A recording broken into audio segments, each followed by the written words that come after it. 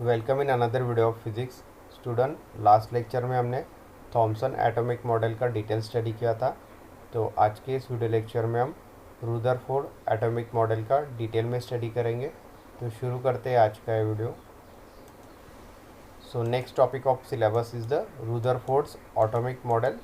So results of this Geiger Marsden experiment could not be explained by the Thomson model.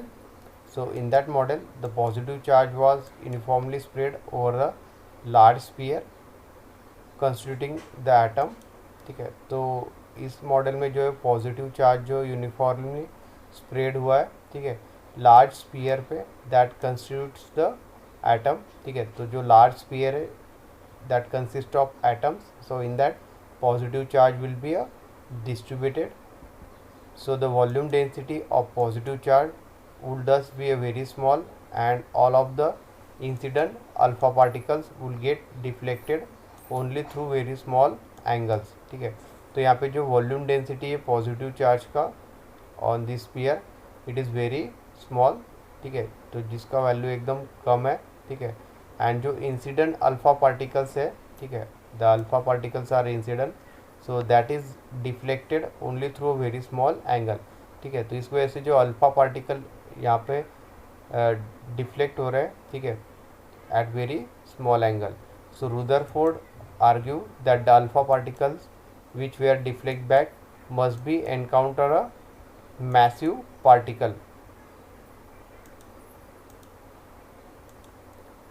with large positive charge so that it was repel back. ठीक है, तो यहाँ पे जो है Rutherford atomic model में जो alpha particles है जो डिफ्लेक्ट बैक हो रहे हैं, ठीक है, सो that is encounter with the massive particle जो कि पॉजिटिव चार्ज है। ठीक है, सो that is repel black. So from the fact that extremely small number of alpha particles turn back while most of the other pass through the almost undeflected।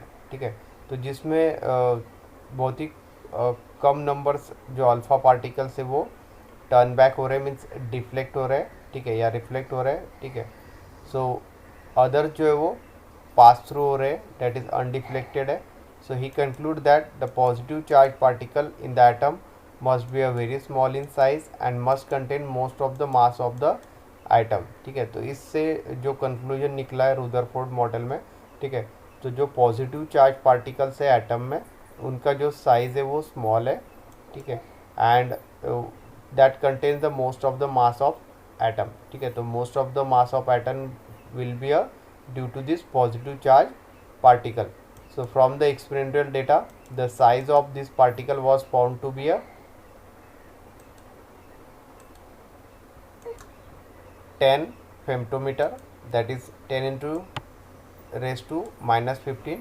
ठीक है, तो जो size है पार्टिकल्स का, ठीक है, जो 10 फेमटोमीटर है, means 10 into 10 raise to -15 which is about 10 raise to -5 times the size of atom. ठीक है, तो ये जो है 10 रेज टू -5 टाइम्स जो साइज़ है एटम का। ठीक है, so the volume of the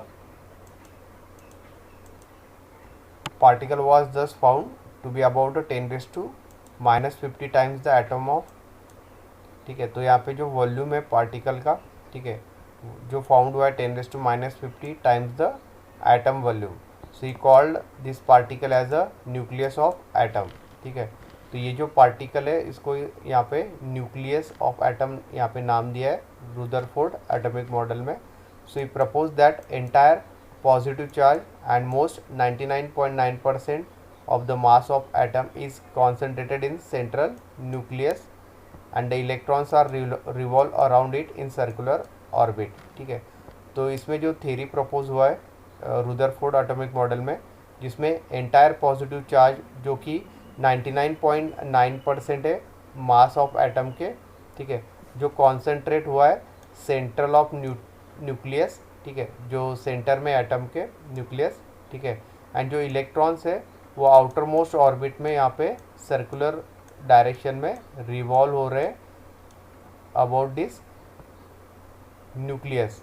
so similar to the revolution of planets around the sun in solar system, ठीक है। तो जिस तरह से सोलर सिस्टम में सन के अराउंड जो प्लैनेट्स मूव होते हैं, ठीक है, इन सर्कुलर डायरेक्शन, ठीक है।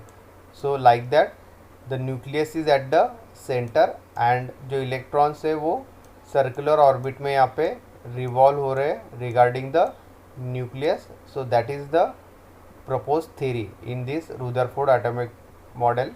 So the revolution of electrons was necessary as without it the electrons will fall into the positive charge nucleus and the atom will collapse, ठीक है।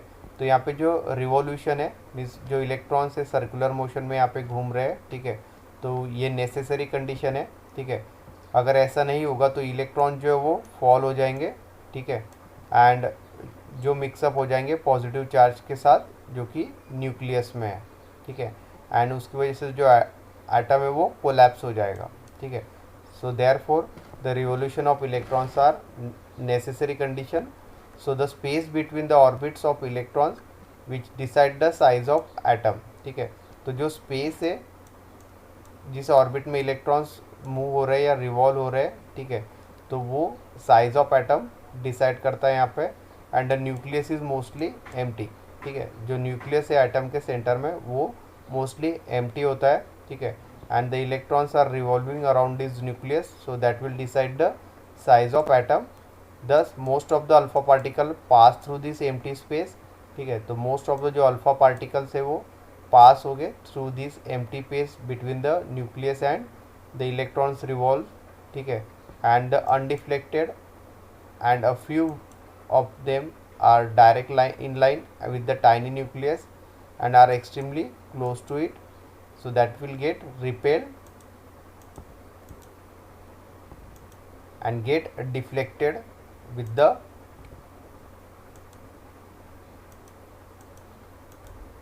large angles. So this model was also explained why no positively charged particles are emitted by atom, why negative charge electrons are, ठीक है। तो ये जो model है वो ये भी एक्सप्लेन करता है कि जो पॉजिटिव चार्ज पार्टिकल्स है, ठीक है, that is not emitted by atom, ठीक है। तो एटम जो है वो पॉजिटिव चार्ज को इमिट नहीं करता है, ठीक है, but negative charge particle electrons को इमिट करता है। जैसे हमने देखा था लास्ट सेक्शन में कि cathode will emit the number of electrons जो कि निगेटिव चार्ज पार्टिकल्स है, ठीक है, and positive charge particles emit नहीं होता है एटम से। So this theory is also propose in this Rutherford model. This is because of the large mass of nucleus which does not get affected when the force is applied on atom, ठीक है। तो जो nucleus का मास है वो large है, ठीक है, and it is not affected when force is applied to atom, ठीक है। तो जैसे हम फोर्स अप्लाई करते हैं एटम को, so there is no affect on the nucleus because its mass will be a larger in the atom. Then difficulties with Rutherford model, ठीक है। तो रुदरफोर्ड एटॉमिक मॉडल में जो डिफ़िकल्टीज़ है, ठीक है, वो हम इस सेक्शन में डिस्कस करेंगे। Through this model it is in basic form still accepted, ठीक है। तो रुदरफोर्ड जो एटॉमिक मॉडल है वो एक बेसिक फॉर्म का मॉडल है, ठीक है, and it is accepted but it face certain difficulties. तो इसमें कुछ डिफ़िकल्टीज़ है। So we know that Maxwell equation that can be accelerated charge that emits the electromagnetic radiation, ठीक है। तो मैक्सवेल इक्वेशंस का हमने ऑलरेडी स्टडी किया है, that is for electromagnetic radiation. So an electron in Rutherford model moves uniformly along a circular orbit around the nucleus. तो जैसे हमने लास्ट सेक्शन में देखा कि न्यूक्लियस जो एटम के सेंटर में एंड उसके रिगार्डिंग जो सर्कुलर ऑर्बिट में इलेक्ट्रॉन्स जो कि निगेटिव चार्ज पार्टिकल है वो मूव हो रहा है, ठीक है। So even through the magnitude of and its velocity is constant, ठीक है। तो जो इलेक्ट्रॉन्स का जो मैग्नीट्यूड एंड वेलोसिटी वो कांस्टेंट है, it direction changes continuously and so the motion is an accelerated motion, ठीक है।